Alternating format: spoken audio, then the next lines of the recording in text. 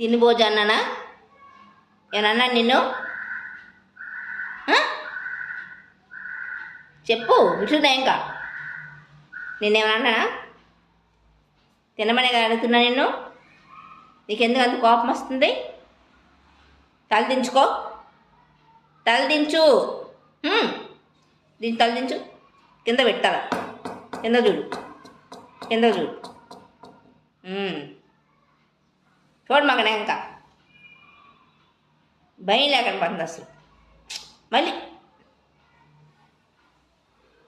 ఎందుకు చూస్తున్నావు? కూర్చో.